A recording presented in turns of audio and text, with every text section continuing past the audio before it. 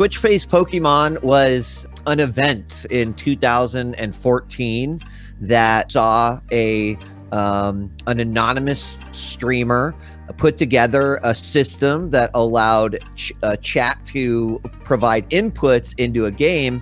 And in this case, the game that was chosen was Twitch Plays Pokemon. My name's Marcus Graham. I often am known as DJ Wheat, and I've been a part of Twitch for almost 10 years now. When we think about the games that we play today, certainly it's great. We see all of these games that now have lobbies of 64 or 100, and the idea of getting more players in to enhance the gaming experience is great.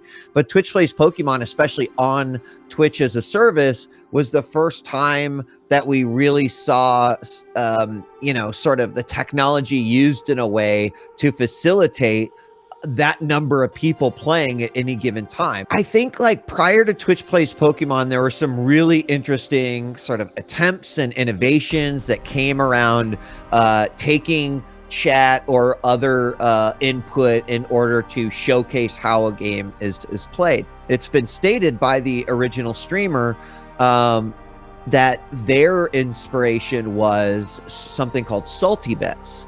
And Salty Bets was this unique channel that was set up in which there was not so much player interaction. What it was is it was an AI that presented two fighters from fighting games. And the draw to this is that like it was every single fighting game mishmash that you could possibly imagine. So you could see Ryu from Street Fighter taking on Scorpion from Mortal Kombat. The viewers would actually bet on which fighter they thought would win.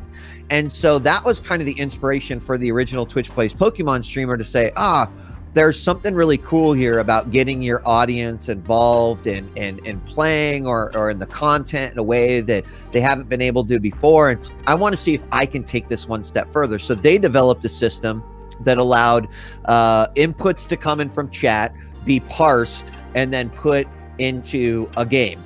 You know, kind of have to give credit to the Salty Bets, even the VGCW, which is Video Game Championship Wrestling, these more automated types of content that then had some level of chat input that was kind of taken to the next level when suddenly that input became real time, and what people were chatting is ultimately what was happening in the game. To me, that's one of the special things about Twitch, is that at a base level, it's pretty simple. You have this video stream and you have chat. But what we've seen is this just sort of infinite well of ideas, of creativity that has allowed people to create new types of content, interact with their audiences in unique ways. You know, that to us, I believe, was not as surprising, but the idea of Twitch Plays Pokemon kind of was like, yeah, it makes a lot of sense that someone did this, and it will probably make a lot of sense that we'll see more of this. There was a time on Twitch and on Justin TV where no one streamed with a webcam. No one. And the first time that someone put their face on a stream so that you could see like what are the reactions of players they're playing, I specifically remember people were like, that's silly. No one wants to look at your face when you're playing a game. Like, just make it the game.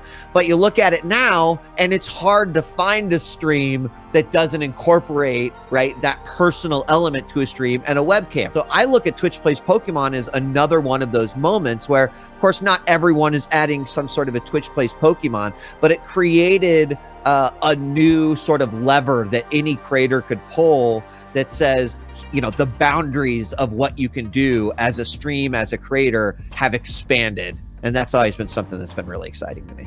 For me, the most exciting days on Twitch are when I discover something completely new. When we see things like Twitch Plays Pokemon, when we see things like the trading card pack opening streams, when we see things like, you know, I've created this game show that I'm now doing with other streamers in the community. It's really those types of content that to me are the most fascinating. For me, I personally love to think about, wow, this is such a great idea.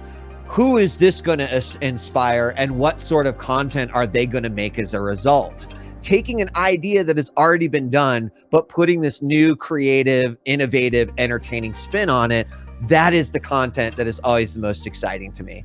There's never a week that goes by where I'm not surprised by something that I'm seeing, or just completely flabbergasted by sort of the creativity or genius behind the ideas and the content that creators are bringing to Twitch.